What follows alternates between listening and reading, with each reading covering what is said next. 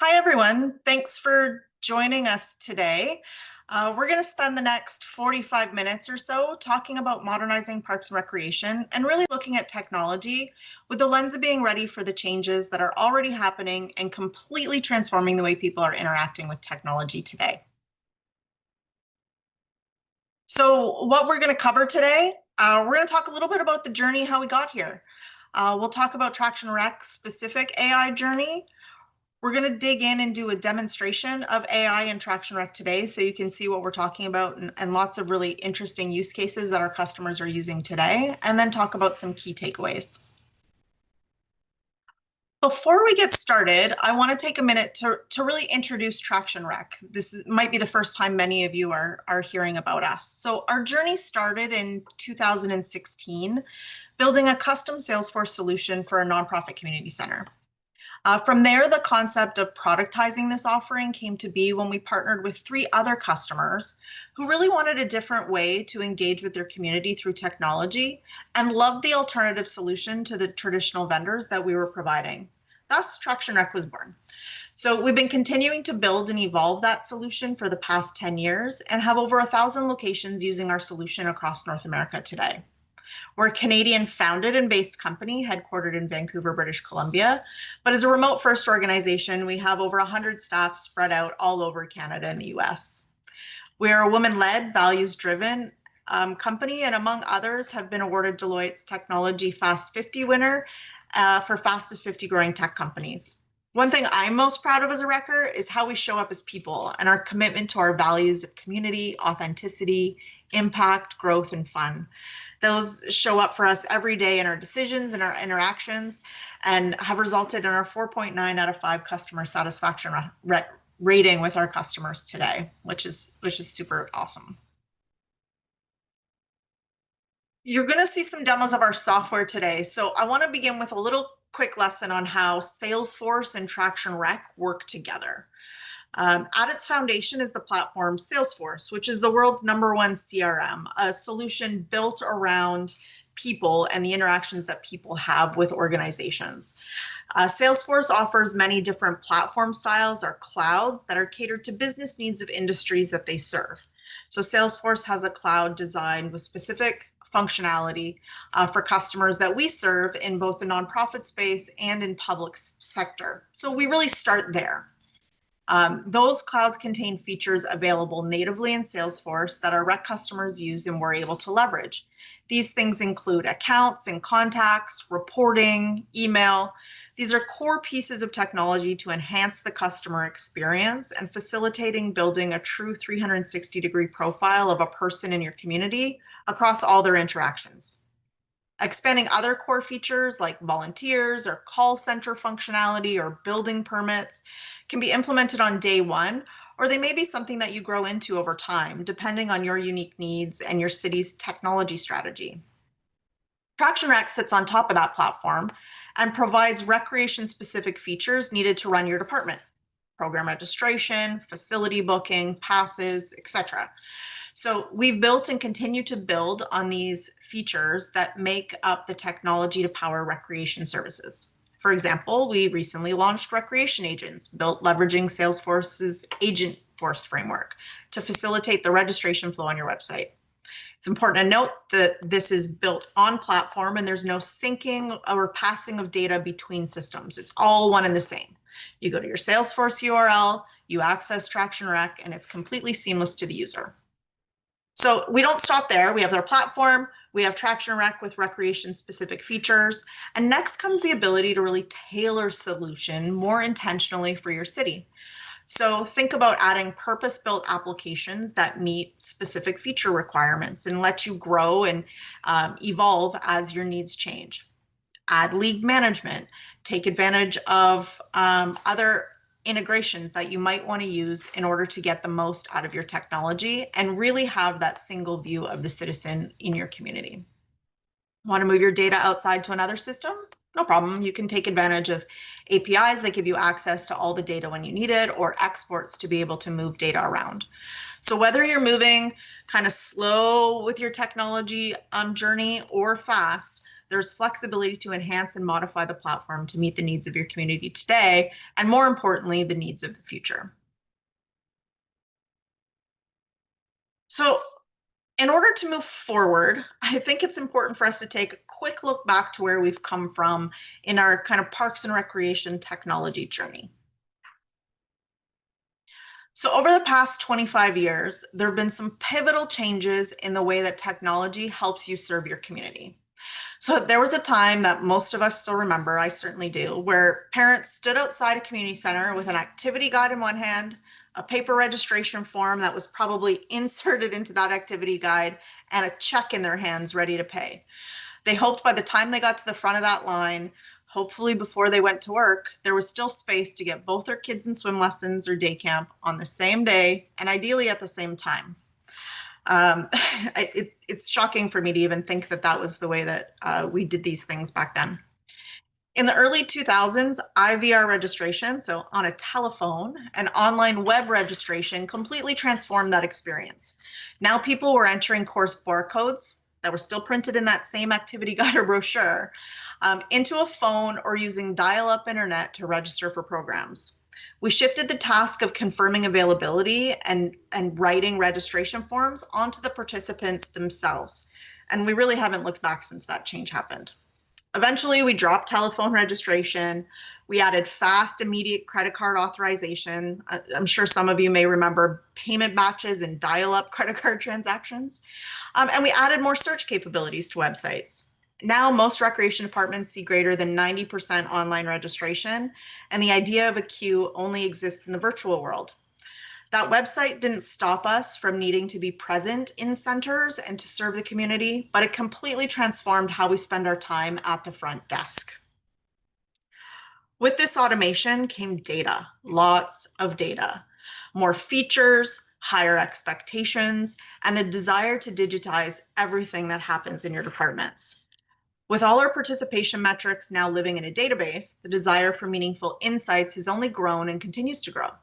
It started with things like real-time registration numbers, identifying programs that should be canceled because of low enrollment, and expected revenue. It's evolved into sophisticated dashboards and analytics that'll allow you to identify trends in participation that support better programming and whether or not you should build a new soccer field. Since then, we've pivoted to a mobile-first world where 60 to 67% of web traffic comes from a mobile device. We need to be sure that our experiences are meeting people where they are and which devices they choose to use. Sometimes this means apps. More often, it means an amazing mobile experience via the browser. I can't tell you how many times my kids laugh at me for the number of apps on my phone. They just don't experience technology that same way. So we really need to make sure that our technology is meeting people where they are. And now, over halfway through the 2020s, we're seeing the next significant technology change that will influence how we serve the next generation of families: artificial intelligence. We're going to spend our time today leaning into this AI experience and what it means for you as a provider of recreation services in your community. Now AI is on our doorstep. We need to make sense of it. So let's put this in some categories, as AI has become very broad and we all experience it in very different ways. So here are some examples of methods of how we're seeing AI solutions enable parks and recreation. So the first is around content creation. Chances are you're doing this already, and if you aren't, someone in your organization probably is. So this is creating things like program descriptions, social media posts, emails, and brochures, really leveraging AI to assist in the content creation process to make life easier for folks and get them started on their journey. So this is probably the place we're seeing it used the most today, but there's lots of other interesting opportunities that are presenting itself. One of the biggest is around agentic AI and having AI agents who not only search your system to find what you're looking for, but take action to complete things. This is where we see a place that's really, truly transforming the experience for both staff and citizens. So let's explore a couple scenarios. So picture your website now and the current experience of booking a picnic shelter. If you even have it online, you're likely sifting through numerous filters that people may not understand, at parks that they don't know, to find a date where a picnic shelter is available. Then you're probably going to click book now, be taken through a confusing process that might ask you some questions, might have some fees that make sense or don't make sense based on the way they're named to get that facility booked. You're going to pay for it. You're going to get a permit issued. Um, how are you handling things like alcohol policies and permits and insurance, and what about all the inflatables? So with agentic AI and Traction Rec, that experience is changing to a natural language conversation with an AI agent to take you through that process. So ask it about a location for a family picnic near you, and let the agent clarify any information that's needed in order to get the right location. Then let it guide them through the policies to support the right fee structure and all the forms are required. And have that conversation in Spanish. The agent can make the booking, collect the required uploaded forms, and send you the permit and policies without ever having to launch the facility booking window. Like, this is the kind of transformation that agents are going to be able to have on that experience. Let's talk about summaries. This is something that can be really impactful for your staff. So, how many times has someone popped by your desk and asked you for some data for a meeting they're going into and they need it right now? So, if the request is common enough, hopefully you have a standard report for it, but it never is a common request, is it? It is just different enough that you need to mess around with report filters or customizations, if you're even able to do that, to get what you need. You may need to run 4 reports, export them to Excel, and then create some pivot tables to get what was asked for. What if instead of that, you could simply ask the system for what we need in natural language? For example, I need a summary of the total aquatic registrations and revenue by pool compared year over year for the past 3 years, grouped by age group in 5-year increments. Printed in a table, as well as a line graph that can be used for a city council report. Game changer, right? Like, think about how much time can be saved if you can tell AI the information you need and it has access to all of your systems to be able to bring that data together simply. The other opportunity for AI that we're seeing is around predictions. So this is another place where the right technology can really help guide how you run your business.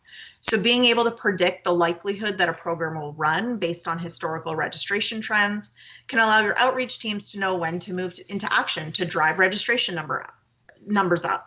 Predicting when certain cleaning tasks are needed based on facility usage can help improve efficiency and save money in the long run.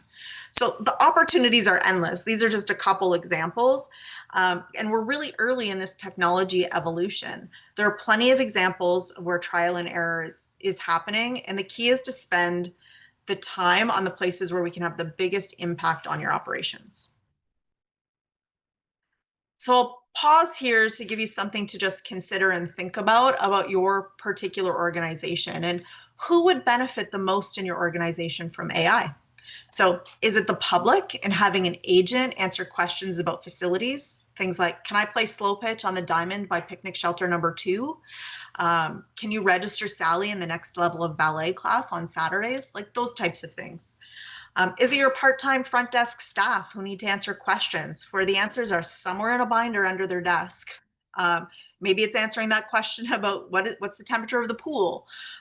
What's your withdrawal policy? Age requirements for day camp? The cost for drop-in swim? Like, all of the questions that these folks who work 8 hours a day may not have at their fingertips. Is it your leaders who need access to data or simple tools to send a quick text message about a facility closure because it's raining? Who else? If you have any ideas, throw them in the chat. We'd love to hear what they are. But as you can see, the ideas just are endless in what you need to make and you need to make sure that your technology will support this evolution with tools that will understand your business and your data, more importantly. So let's talk a little bit about how we at Traction Rec are thinking about AI for you to better serve your community. So I often think about the story of my 17-year-old daughter who has her first part-time job. So she works at a fitness center. She's often working alone. She was in on a Sunday and the soap dispenser in the women's change room was empty. She has no idea where to find the instructions on how to change the soap, and no one told her how to do that because who's thinking about training people on how to change the soap dispenser? So what did she do? She called me and she's asked me to use ChatGPT because she had run out of the free credits to upload a photo of the soap dispenser and find the instructions on how to refill the soap. She had her answer in 30 seconds. How long would it have taken her to locate a manual to give her that information to figure out what she needed to do? She's able to get the information she needs in the way she prefers to consume it and get her job done in way less time.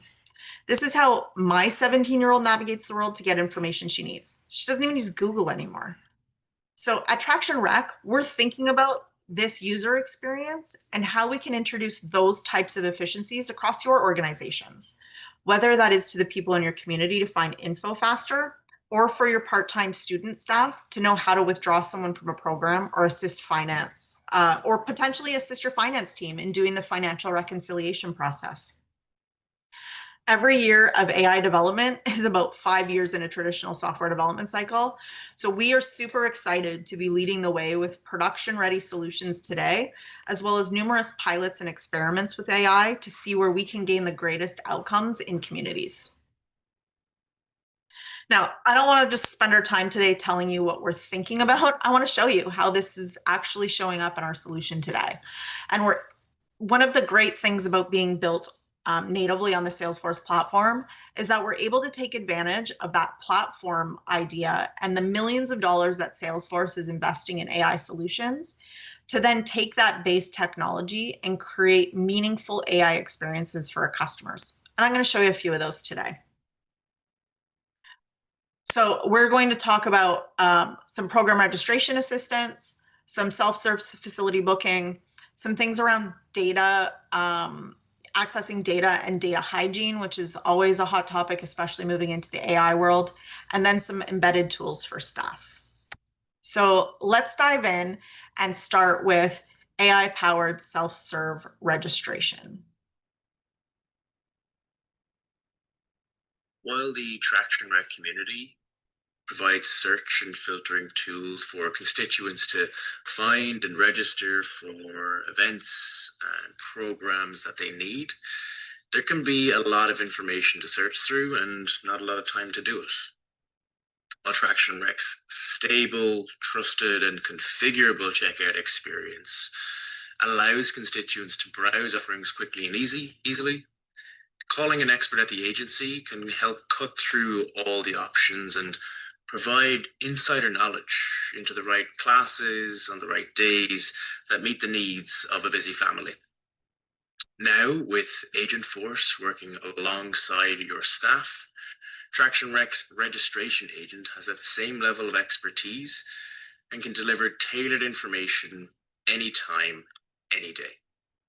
Take an example of a busy parent who is looking to register both of their children aged 4 and 9 in swim classes that take place at the same time on the same day. That's a lot of programs to search through, but with a simple question, no buzzwords or specific details, the agent will find the options that work and even build out the registration for me. And I can go ahead and use natural language to keep this conversation moving. Let's get registered.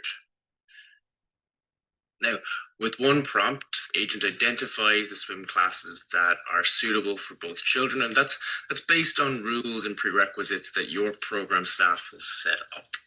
What's more, at any stage, I can easily switch to my language of choice, Spanish, to continue this conversation.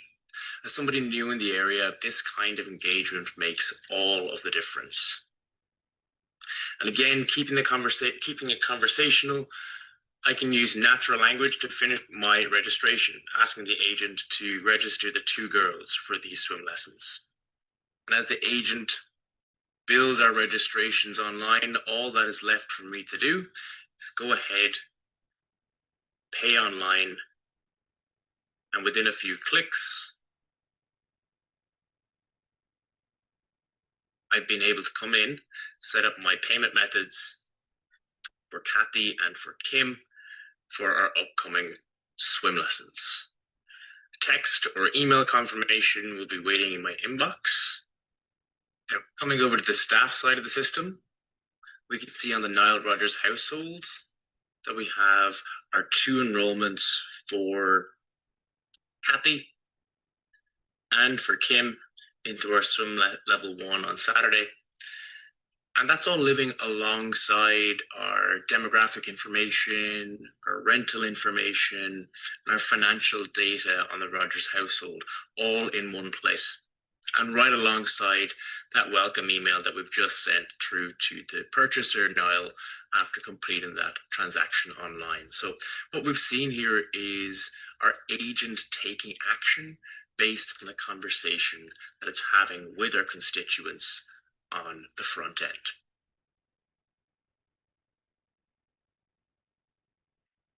Great. So how exciting to see that 24/7, always available, multilingual registration assistant. It's really embedded within that portal for your constituent, and AI is taking action. So the agent is actually doing something and making it easier for that person to complete that transaction. So let's shift gears a little bit and look at what this might look like for facility booking and the ability to chat to book. Parks and rec agencies don't just host swim and sports programs. They provide access to a variety of indoor and outdoor facilities to host everything from a family picnic to a theatre production. A simple self-serve booking tool will let you find and book the specific time and venue, include add-ons, digitally sign any agreements and permits, and most importantly, reserve. All in an intuitive calendar-based UI. From this interface, I can come in, review the different locations, facilities, and types of booking that are available on the times and the date that suit me. Once I can select my date, I can view any unavailable slots and what's open. And I can further filter this for specifically what I'm looking for. Today, I'm looking to book a pickleball court, and I'm going to need some parking and towel service for me and my party. From here, I can go ahead and start booking, or I can even view our different facilities, get an idea of the spaces and the rooms that I'm booking into before going ahead and completing my reservation. I'm going to book this first thing in the morning for a 30-minute slot. And from here, I can just do any confirmations that are required. The first thing I'm going to do is update my expected attendance. We'll have 40 people on site, and then I have my confirmations. With Traction Rec, we have some options. We can click to confirm and capture an understanding, as well as capturing text boxes and even full e-signatures within our portal. All that's left is to go ahead and pay now. And from here, because I'm using a single system across programs and facilities, I can select my payment method on file and finalize my booking. And with a couple of clicks, I've got my event booked in for first thing in our gym. And I can see that just below in my bookings within my portal. Now, if something changes and I need to go ahead and remove my booking, of course, I can do that through our self-service portal in the same way. What I'm doing here is creating a request that'll go through to our front desk. You can process that at a time that makes the most sense. Now, as a constituent, this self-service capability to book into facilities is the experience I expect. And with Traction Rec, we can actually elevate or exceed those expectations, leveraging those same agents from Agentforce that we saw for our program enrollments. But here, instead, we're leveraging this chat to book functionality. How? Instead of walking through my calendar interface with a single message, my agent understands what I'm looking for, surfaces any availability to me, and I can go forwards and finalize my payment. This is a really powerful use case for people who may be booking repeatedly into the same court, know exactly where they're going to, where we have our calendar interface for people who have a more open-ended request. From here, all I have to do is settle up. The system will create my booking, just like we saw with our registration assistant agent. Great. So there we can see an intuitive self-serve room rental experience, capturing payments, but almost more importantly, pivoting some of that experience into a chat experience, so to make things a little bit easier for people to book, especially those recurring bookings or people that are coming in quite easily. And imagine adding in things like asking those types of questions like, will you have alcohol, or do you need so that you know whether or not you need insurance or special documentation. So let's shift a little bit to the staff side right now and talk about accessing data and data hygiene and some of the tools that are available. As a staff member working at a Parks and Rec agency, I can leverage some key Salesforce capabilities to easily navigate the system and get to where I need to quickly and easily. For example, if I'm speaking with a constituent who has a question, all I have to do is input their first name, and that global search at the top will give me back contextual results of everywhere in the system the name Niall appears.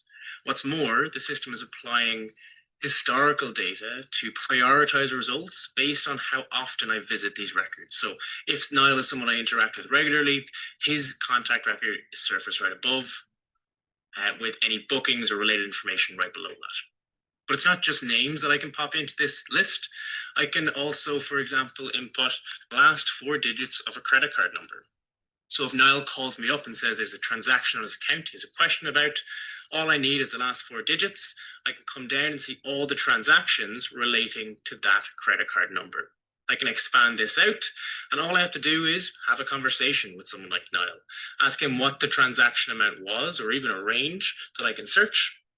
Tells me that it was somewhere between $100 and $150.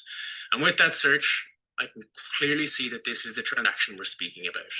From here, I can review that transaction, any of the details relating to it, or I can jump to the Rogers household and use my finance tools to, for example, process a refund back to that payment method. As a staff member working with different requests from different constituents throughout the day, this ease of access to data is crucial to my role. Now, another side of the system is data hygiene. And using a platform like Salesforce, the system is constantly reviewing and checking for potential duplicates in the system. From here, it's giving me a little note suggesting that this may well be a duplicate contact. From here, I can review all of the potential duplicates and go through a merging process for these, creating one single record for Niall. Here I can select on each data point which record we should be keeping. I'm going to select this record on the left as my principal, as it looks like the correct one. Everything on the right looks like may have been created in error. And from here, I can move forward in merging these into its single Niall Rogers. Now, I can be sure that I'm looking at the correct Niall Rogers, and I can see my duplicates manager has been updated to reflect this. Along with this reactive element, this system is proactively ensuring that we're not entering this information in error. So as I create potential duplicate for Niall and input all of his details, the system will suggest that this looks like a duplicate to me. This is based on some matching rules that I've set up, which are matching on first name, last name, and email. But you at your agency may have different rules you want to configure. That's something that the system allows you to do. And it's not just people records. From here, we can be using that same duplicate manager for things like duplicate bookings. From here, I can see that we've got a booking for a basketball night, and we have a potential duplicate to review. From here, I can go through those same steps, selecting my principal record and merging these both together. Now, I'm showing you a simple example with 2 records here, but there's no upper limit. You may have upwards of 5, 10, 20 potential duplicates, and this same process is leveraged by staff to ensure that the data you're working with is in real time and is accurate so that you can trust it. So we often underestimate the value of the simple tools, but really being able to search based on any field in the database and being able to manage duplicates is one of those things that happens all too frequently. I was recently speaking with an organization who told me they had 20,000 duplicate records in their database and they just leave them because the task of cleaning them up feels too daunting. So being able to pick and choose which fields you keep, proactively identifying whether or not a duplicate exists based on not rules that us as a software vendor push on you, but those that you define, can really change the way that your data is processed and managed over time. So let's talk through one more example here with some additional tools for staff. As a Salesforce native product, Traction Rec customers can leverage Salesforce's market leading Agentforce technology, not just for constituents, but also for staff. And because we're using Salesforce, I can leverage all of these pieces of our platform from my desktop or from my mobile device. What this means is I can log into the free Salesforce mobile app, review that same Nile Rodgers, his details, memberships, and bookings, or even program enrollments for him and his household. From here, I can see that Kathy recently enrolled in our swim lessons, and I'm looking to secure some volunteer chaperones for our pool on the weekends. Now, of course, I could draft this email and send it myself, but today I'm going to use Agentforce to support me with the task. Draft an email thanking Niall for his recent enrollment and asking whether he'd be interested in becoming a volunteer chaperone at the pool on weekends. What the system is doing here is using natural language processing to pull together an email, address it to Niall. And of course, because we're using a single system here, Niall's email address is automatically populated into my response. From here, I can copy this draft, personalize it further, and send it to our contact directly from the system here. And it's not just one-to-one communications that I can leverage Agentforce for. I can do the exact same function to message, for example, all of our program enrollees. Now, with Traction Rec, we provide out-of-the-box tools for sending emails and SMS ad hoc, and we can further enhance that with our Agentforce tools here. All I have to do is open up my chat window, write a message saying that we have the pool closed this weekend for annual cleaning, and to check the website for further details. The system, just like before, drafts my email for me. And from here, I want to give a little bit more instruction about sending this to our constituents. Particularly, I want to send this to all of our enrollees in our aquatics programs. Crucially, I want the system to select the constituents' preferred contact method and send in their preferred language. As I hit send here, the system has taken a look at our enrollees, reviewed their preferences, and sent this message to them. The system has done here is it's looked at, for example, Niall's contact record and household, recognized that his preferred email contact method is email and his language is in English, and it's sent that email to him in his chosen language and selected communication path. If I switch over to another enrollee or household, such as the Henderson household, and hit a quick refresh, what we'll see is that even though that their details instruct that they prefer SMS and their primary language is Spanish, we've taken that and sent an SMS directly from the system so that they can review it. And if I put my hat on as the Hendersons for a moment and switch back over to my mobile view, we'll see that text coming through live to me. So what does this mean for your staff? This means that using tools like this can give time back and allow your staff to focus on what's most important, providing services to your community of constituents. So, what a really great way to equip people who are on the move all the time with a mobile first platform to be able to do work from their phone if they need to and look up information and really simply communicate with people. I mean, how many times do we have to send a message about a closure because of weather or maintenance or some other issue? Being able to do that really simply and really efficiently in the way that people prefer to be communicated with can be really, really powerful. So seeing how AI is showing up in our solution today is really exciting. And to me, it's just really scratching the surface. As AI and agents continue to evolve, there'll be more and more opportunities to simplify work, make better predictions, and better serve the community. Online registration was a pivotal change in recreation services 15 plus years ago.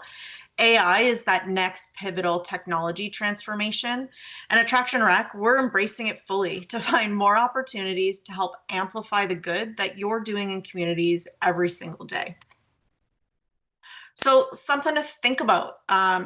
Is your technology positioning you for the next era of AI? What exists today in your solution? Are there investments going into AI? How fast is our features being delivered? We talked about 1 year in AI development is 5 years in traditional software development. So, how fast are you seeing those things come out? Is your tech helping you innovate today or forcing you to adapt to their current capabilities? And will your technology be an asset or a barrier to future innovation? Just some things to consider when you're thinking about how your technology is serving you today. For us, AI isn't just a checklist item on an RFP. It's not just, do you do AI? Check the box and say yes. It's really important that your partner embraces this next wave of innovation, even in really unexpected places. And here's an example that I like to share of something that we're doing a little bit differently to reach our customers in a different way. And it's our podcast. So this is a super accessible way to learn about us and our product. So when we have new features that are being released, or there's a key seasonal thing that's happening, so maybe camp registration is opening or closing, or we're heading into kind of the September rush, we can put out podcasts to help guide the technology and give you a short um, audio way to listen to what you're doing. So we're on Spotify, Apple Podcasts, all the major podcast platforms. And our episodes are built on some of the themes we've discussed here today. So it's a bit more relevant than the latest and greatest things discussed by kind of mainstream tech commentators, because it's really focused on the services that you provide.